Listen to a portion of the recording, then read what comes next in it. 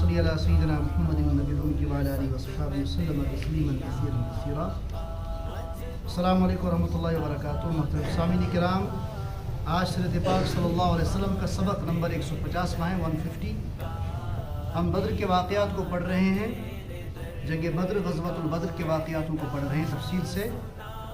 گزشتہ سبق ہم نے پڑھا تھا کہ بدر میں جنگ ہونے کے بعد، مسلمان اور کفار میں جو جنگ ہوئی تھی اس کے ہونے کے بعد جو 70 کافر مارے گئے تھے اور 14 صحابہ کرام 14 مسلمان شہید ہوئے تھے اس جنگ میں، جو اسلامی تاریخ کی سب سے پہلی جنگ تھی، سب سے پہلا غزوہ تھا جس میں نبی اکرم صلی اللہ علیہ وسلم خود شامل تھے، کیونکہ غزوہ اسی کو کہتے ہیں، اسی جنگ کو کہتے ہیں جس میں خود رحمت عالم صلی اللہ علیہ وسلم شامل تھے۔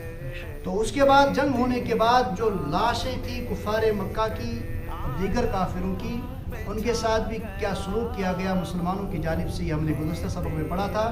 جبکہ اس وقت بھی یہ رواج تھا کہ لاشوں کے اوپر گھوڑے دوڑائے جاتے تھے، لاشوں کے کان ناک کاٹ کر ان کے اعضائے جسم کے اعضاؤں کو کاٹ کر اپنی دل کی بڑاس نکالی جاتی تھی، لیکن مسلمانوں نے جنگ کے بعد ان لاشوں کو احترام کے ساتھ دفن کر دیا بدر کے بعد۔ آج کا جو سبق ہے، لاشوں کو دفنانے کے بعد بدر کے قیدیوں کے ساتھ مقدس و پاکیزہ اخلاق کا برتاؤ، یعنی کہ جو قیدی ہوئے۔ جنگ دنیا میں پہلے بھی ہوتی تھی، قیامت تک ہوتی رہیں گی، آج بھی ہوتی آ رہی ہیں۔ یہ جنگ، لڑائی اور جھگڑے بھی کچھ عمدہ اور اونچے اخلاق کی تعلیم دینے کے لیے تھی۔ یہ جو غزوہ ہو رہے تھے، آپسی ٹکراؤ ہو رہے تھے، ان میں بھی اخلاقی تعلیم تھی، تب جا کر یہ رونما ہو رہے تھے۔ آج تک لوگوں کو یہی کہتے ہوئے سنا تھا کہ جنگ میں سب کچھ جائز ہے، جو ہاتھ لگے، جو کچھ کرنا چاہیں وہ کر گزرو، سب کچھ جائز ہے۔ اور آج بھی یہی سب کچھ ہو رہا ہے۔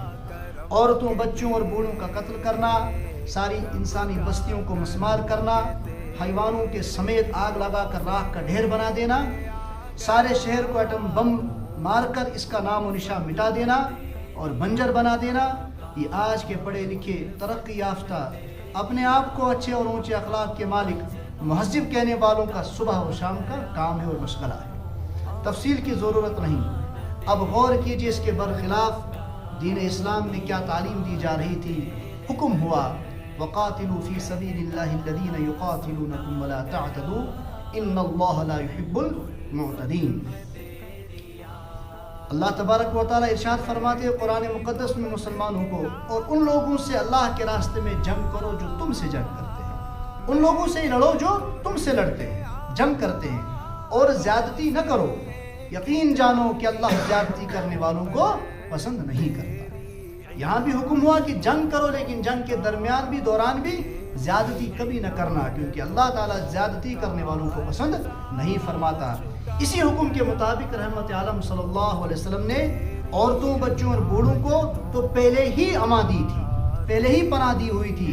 بدر میں بھی ایک عام اعلان تھا کہ ابو جہل کی پارٹی، ابو جہل کے ساتھ جتنے بھی لوگ آئے ہوئے لڑنے کے لیے، سارے اپنی مرضی سے نہیں، کچھوں کو تو زبردستی جبرن گھسیٹ کے لایا ہے اس جنگ میں شامل کرنے کے لیے، کچھ کو مجبور کر کے لائے گئے ہیں۔ اگر ان میں سے کوئی سامنے آ جائے تو اسے قتل نہیں کرنا، اسے گرفتار کرنا، قتل نہ کیا جائے اس شخص کو۔ ان کے الگ الگ نام بھی بتا دیے گئے، جن میں آپ صلی اللہ علیہ وسلم کے چچا حضرت عباس رضی اللہ تعالیٰ عنہ بھی تھے، جو بدر کے میدان میں مسلمانوں کے خلاف کفر کے لشکر میں شامل تھے، لیکن جبرن لائے گئے تھے۔ اور ابو البختری بھی تھے۔ ابو البختری اس کے ایک ساتھی کے ساتھ حضرت مجدر رضی اللہ تعالیٰ عنہ، ایک انصاری صحابی کے قبضے میں آ گیا۔ ایک شخص تھا، اس کے ساتھ ایک اور شخص تھا۔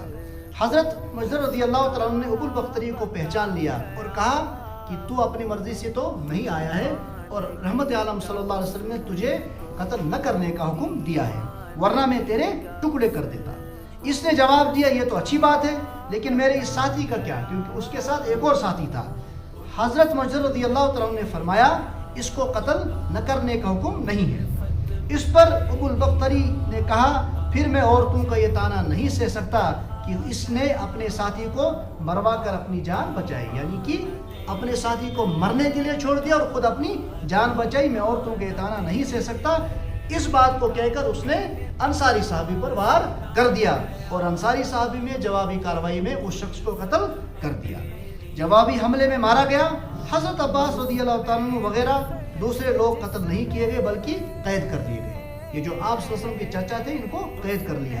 قیدیوں میں رحمت عالم صلی اللہ علیہ وسلم کے سگے چاچا حضرت عباس اور حضرت علی کرم اللہ تعالی وجہ کے سگے بھائی حضرت عقیل اور رحمت عالم صلی اللہ علیہ وسلم کے داماد حضرت زینب کے شوہر ابو العاص بھی تھے، جو ہم کل جمعہ میں مفتی عبد المجید صاحب نے ان کا واقعہ بیان کیا تھا. آپ صلی اللہ علیہ وسلم کے داماد ابو العاص کا تفصیل سے انہوں نے واقعہ بیان کیا تھا. مشہور صحابی حضرت مصعب ابن عمیر بھی تھے کہ بھائی ابو عزیر بھی تھے. جو مصعب ابن عمیر رضی اللہ تعالیٰ عنہ تھے ان کے بھائی ابو عزیر بھی تھے. سب کے ساتھ عدل اور انصاف کا ایک ہی برتاؤ کیا جا رہا تھا. جو کچھ بھی کھانے پینے کا سامان تھا ان میں سے سب کو برابر شریک کیا جا رہا تھا. جو خود مسلمان کھا رہے تھے وہی چیز قیدیوں کو بھی کھانے کے لیے دی جا رہی تھی. اور جن کے کپڑے جنگ میں پھٹ گئے تھے ان کو کپڑے دیے جا رہے تھے. قیدیوں میں ایک سہیل ابن عمر بھی تھا. سہیل ابن عمر اس شخص جو سب سے بہترین تقریر کیا کرتا تھا اور یہ اسلام کے خلاف بڑی نفرت انگیز تقریر کرتا تھا مشرکین مکہ کے ساتھ. یہ بھی قیدی بن گیا. تو حضرت عمر رضی اللہ تعالیٰ عنہ جلالی صحابی تھے. حضرت عمر رضی اللہ تعالیٰ عنہ نے عرض کیا کہ اس کے سامنے کے 2 دانت توڑ دو. جب یہ قیدی بنا لیا گیا تو آپ رضی اللہ تعالیٰ عنہ نے کہا کہ اس کے 2 دانت توڑ دو، کیونکہ بڑی تقریر کیا کرتا تھا، بہت کچھ بولا کرتا تھا مکہ المکرمہ میں، تاکہ آئندہ تقریر نہ کر سکے. لیکن رحمت عالم صلی اللہ علیہ وسلم نے ایسا کرنے سے سختی سے منع فرما دیا. اسی کا نتیجہ تھا کہ پھر وہ وقت بھی آیا کہ سہیل ابن عمر کو بھی اللہ تبارک و تعالی نے ایمان نصیب فرمایا اور ایمان کا نور نصیب ہو گیا رضی اللہ تعالیٰ عنہ. یہ تھا آج کا سبق. انشاءاللہ کل ہم پڑھیں گے اسلامی لشکر مدینہ کے راستے میں. وصلی اللہ تعالی علی خیر خلقہ محمد وعلی آلہ وصحبہ اجمعین برحمتہ.